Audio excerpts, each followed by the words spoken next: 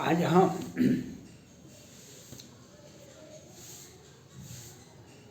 Rohingya मुसलमान से appeal करना चाहते हैं, आप सभी अपने अपने देश में चले जाइए। आप अपने देश में चले जाइए।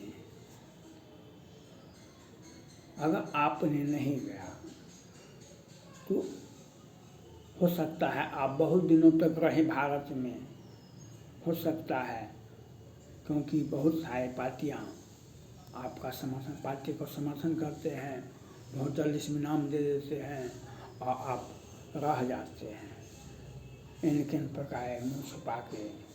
लेकिन कभी कभी कष्ट भी ज़्यादा होगा, कभी कभी कष्ट भी बहुत ज़्यादा होगा। नूह में सारे रोहिंग्या मुसलमानों को भगाया गया न है। हरियाणा में नूह में जो घटना हुई उसके बाद सबको खाली कराया गया न है। तो उससे सीखना पड़ेगा जो आप अपने देश में, क्योंकि आपको कष्ट होता है तो आप जवान हैं, बूढ़े हैं, तो आपको कष्ट हो सकता है। लेकिन अगर आपके क्रियाकलाप से, आपके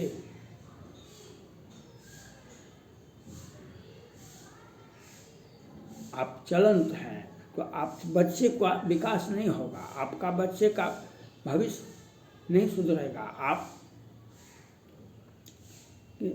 ऐसा किसी के साथ भी नहीं होना चाहिए जैसा आपके साथ हो रहा है, जैसे जो आपके साथ होता है। जैसे नूह में कितने दिनों से वहाँ बसे हुए थे, आज द्वारका में, वृंदावन में कितने को खाली कराया गया। वह एक दिन पश्चिम बंगाल में भी खाली कराएगा और दिल्ली में भी खाली होगा, दिल्ली में भी खाली होगा। इसलिए आपको अपने अपने देश चले जाना चाहिए और इसमें राज्य सरकारें की अहम भूमिका हो जाती है। आज जिस प्रकार से रोहिंग्या ने दिल्ली हाई कोर्ट में केस किया, दिल्ली हाई कोर्ट में केस किया, माननीय न्यायाधीश जी ने कहा कि सो आप लोग याचिका खारिज कर दी। उनका कहना था कि आप Facebook, Twitter handle, Instagram, YouTube पर आप बैन लगाइए जो रोहिंग्या मुसलमानों के विरोध में अपना तीखा विचार रखते हैं, विचार प्रकट करते हैं, प्रशासन पर दबाव बनाते हैं। एक तो माननीय दिल्ली हाई कोर्ट ने को यह कहना चाहिए था, जिस प्रकार से बुरहान वानी जब जम्मू कश्मीर में थे तो हिंदू लड़का लड़की को तो मारा ही जाता था, सेना पर पत्थर फेंका जाता था, अर्धसैनिक बलों पर पत्थर फेंका जाता था। तो वहाँ के जम्मू कश्मीर के बार काउंसिल के अध्यक्ष और सैकड़ों अधिवक्ता सुप्रीम कोर्ट आए, कहा कि सो ये जो सेना जो वह अस्त्रों गैस छोड़ती है, वह छोटा छोटा पक्षी मारने को, डराने को छोटा छोटा हथियार होता है, जो गाँव घर में बच्चे खेलते हैं, ऐसे बच्चे को लग जाता है वह गोली तो उसका घाव हो जा सकता है, उसका आँख में रोशनी जा सकती है। इसलिए सेना को आप आदेश दीजिए जो इस प्रकार का कार्रवाई वे जम्मू कश्मीर के आज़ादी के नारे लगा रहे हैं। तो बार काउंसिल जम्मू कश्मीर के अध्यक्ष और सारे अधिवक्ता लोग सुप्रीम कोर्ट में कहा कि सो आप भी, माननीय सुप्रीम कोर्ट ने कहा आप हमको आश्वासन दीजिए एग्रीमेंट करके हम पत्थर नहीं फेंकेंगे। तो बार काउंसिल ने कहा कि हम यह कैसे दे दें, आगे तो हम कैसे आदेश दे दें सेना को जो वहाँ पर गोली नहीं चलावे।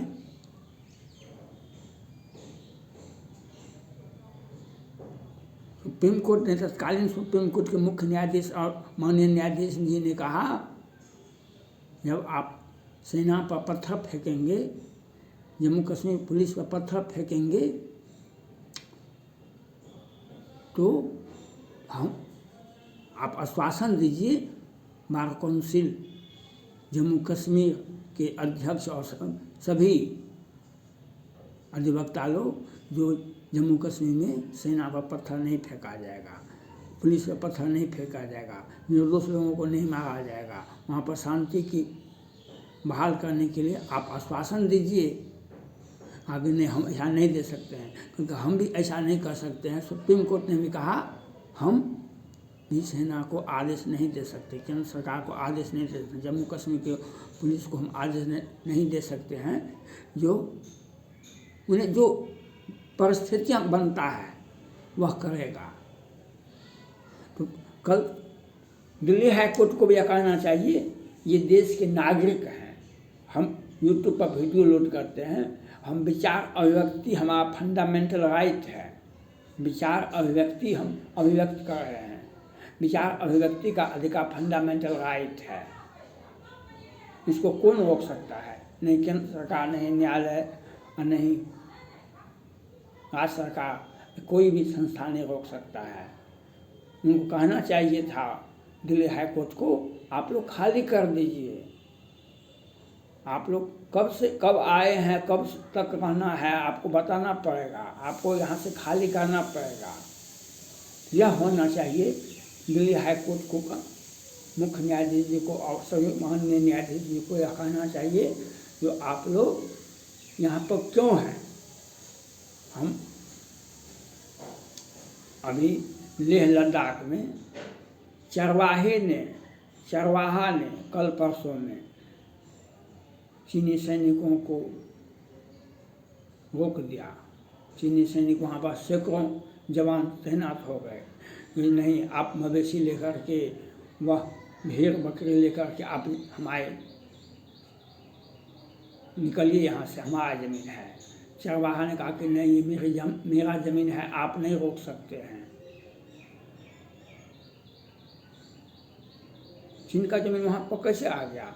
और चीन का तो यह काम ही है डराना धमकाना। यहाँ पर दो जवान का काम है, वहाँ पर 200 जवान भेज देना। वाह, लेकिन हमारे चरवाहा ने हिम्मत दिखाया, उसका औकात नहीं हुआ चीनी सैनिकों का जो उनके साथ ज्यादती करता, क्योंकि हमारी सेना बैठी हुई थी। जब कुछ होगा तब तो उन्हें उसी भाषा में जवाब दिया जाता, जिस प्रकार से गलवान में भाषा में जवाब दिया गया था। तो यह हमारे चरवाहा हो या सेना हो या न्यायालय हो या अधिवक्ता हो या आम नागरिक हो, ये भारत के पहले नागरिक हैं और मजबूत नागरिक की तरह अपने देश हित को रखना होगा। हमको हर जगह हम अपने देश हित को रखेंगे, उसमें आपको समझाया नहीं जाएगा।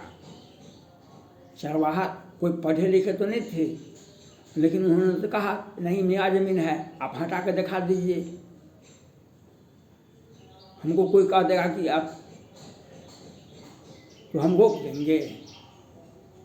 उन्होंने कहा इतराज का, और चीनी सैनिक कुछ भी नहीं कर सके। तो यह हर नागरिक को, न्यायालय को भी, न्यायालय के बिना किसी भी देश की सुरक्षा या संप्रभुता सुरक्षित नहीं रह सकती है। न्यायालय को भी यह कहना चाहिए था, जो जिस प्रकार से सुप्रीम कोर्ट ने कहा था, जो बार काउंसिल जम्मू कश्मीर को आप आश्वासन दीजिए हमको लिखित रूप से कि जो पुलिस पर और सेना जवान पर पत्थरबाजी नहीं होगी। आज केंद्र सरकार के सौजन से पत्थर को कौन कहे, अब गोलियां भी नहीं चलती, पत्थर उठाने वाले का हाथ तोड़ दिया गया। जनता की आवाज़, वह कश्मीर फाइल को दिखाया गया किस प्रकार से। अब पुलवामा अटैक के बाद तो जम्मू कश्मीर तो साफ हो गया, जो आतंकवादी अब कभी काल ही मिलेंगे, सब दिन नहीं मिलेंगे। आतंकवादी अब सब दिन जम्मू कश्मीर में नहीं दिखाई पड़ेगा, कभी कभार दिखाई पड़ेगा, क्योंकि पुलवामा के बाद देखते ही गोली मारने का आदेश है।